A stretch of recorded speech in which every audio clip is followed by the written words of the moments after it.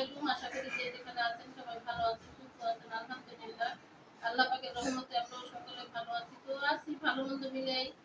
তো আমি গতকালকে আপনাদের মাঝে ভিডিও দিতে পারি নাই, কারণ আমাদের মনের অবস্থা খুবই খারাপ।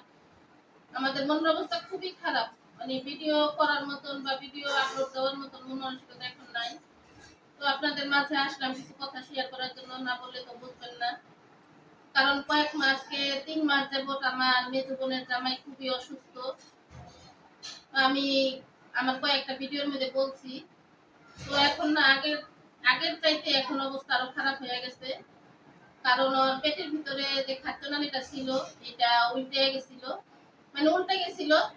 তো এরপরে ডাক্তারের কাছে নেওয়ার সাথে সাথে ডাক্তার বলছে অপারেশন লাগবে। তো আজকে 2 মাস আগে না অপারেশন করা হয়েছে।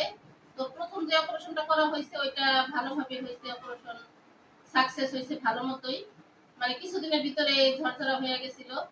তো পেট দিয়ে যখন পায়খানা রাস্তা করা হয়েছিল প্রথমবার অপারেশন করার পরে, তো ডাক্তারে বলছে পরের বার মানে শুধু যে পেটে দিয়ে যে অপারেশনের রাস্তাটা বের করছে এটা পরে ওনারা আটকে দিবে। তো এরপরে আমরা আবার কিছুদিন আগে নিছি, এই যে 17 দিন পরে আনা হয়েছে বাড়িতে।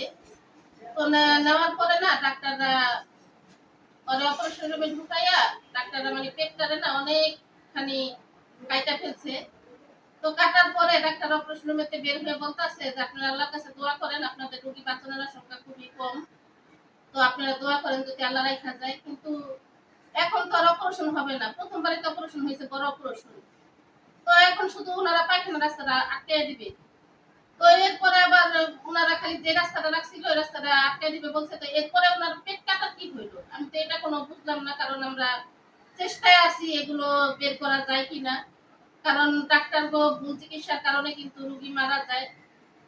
উপরে আল্লাহ হায়াত না রাখলে তো বাঁচে না, তারপরেও দেখা যায় কি ডাক্তাররা ভুলভাল চিকিৎসার কারণে কিন্তু অনেক রোগী মারা যায়। তো আমার বাবা মা সবাই অনেক কান্নাকাটি করতেছে, বা আমরাও সবাই অনেক চিন্তায় আছি, আমরাও কান্নাকাটি করতেছি। আমার বোনেরা সবাই গেছে হাসপাতাল। তো কালকে আমার মেয়েও ছিল সারাদিন। কি বলবো, বলার মতো কোনো ভাষা নাই। তো ওর অবস্থা খুবই খারাপ। আমার বাবা হাসপাতাল থেকে একটু আগে আসছে। একটু আগে আসার পরে আমার বাবা মানে বাড়ির ভিতরে হাওয়া করে কান্নাকাটি করতেছে। কারণ যত টাকা পয়সা যা লাগতেছে আমার বাবা দিতে আছে। আর জান দিয়েও কোনো মানে খাটতেছে, কারণ আমার বাবা কিন্তু এখন ওই বয়সটা নাই যে সারাদিন সে দৌড়ের উপরে থাকবে। তারপরেও এই আজকে 3 মাস ধরে আমার বোন জামাই অসুস্থ। 3 মাস ধরে আমার বাবা একটু দৌড়ের উপরে, কিন্তু 5টা মিনিট কোনো জায়গায় বসেও না, দাঁড়ায়ও না। আর ওনার খাবারও ঠিক নেই, ঘুমেরও ঠিক নেই। কারণ যেহেতু ওনার মেয়ের জামাই এরকম অবস্থা, তার আবার চোখে ঘুম আসে কি করে। যথেষ্ট পরিমাণ করতেছে আমার বাবা, যাতে আল্লাহ পাক ওকে সুস্থ করে। কারণ এরপরে তো আর কিছু করার নাই বলেন। তো একটু আগে আমার বাবা হাসপাতাল থেকে আইসা অনেক কান্নাকাটি করতেছিল। আর আমাদের বলতেছিল তোদের যদি দেখতে ইচ্ছে করে তোরা দেখে আসো। তো বাবাকে যা বুঝানোর বুঝাইয়া বাসায় চলে আসলাম। তো কি আর বলবো, আপনারা তো সবাই জানেন যে আজকে কয়েক মাস আগে আমার স্বামীও অবস্থা খুবই খারাপ ছিল, এই গেল একটা ধকল। তো আল্লাহ পাক আমার স্বামীকে সুস্থ করছে, এখন ভালোই আছে। তো এখন আমার ওই বোন জামাইটাকে নিয়ে আজকে 3টা মাস ধরে কি যে অবস্থার ভিতরে আমরা আছি বলতে পারি না। কারণ আমাদের কাম কাজ, তারপরে খাওয়া ঘুম, আমাদের কিছুই নাই। তো না খাইয়ে তার পারা যায় না, খাই কিন্তু যে জায়গায় আছে না একটা শান্তি লাগে, ওই শান্তিটা আমাদের লাগে না। তো যাই হোক, আপনারা সবাই দোয়া করবেন আল্লাহ যেন ওকে সুস্থ করে ওর সন্তানদের কাছে ফিরিয়ে দেয়। আল্লাহর কাছে দোয়া করি, কারণ মেজো বোন। কারণ আমরা এগুলো কিভাবে সহ্য করবো একমাত্র আল্লাহ পাকই জানে।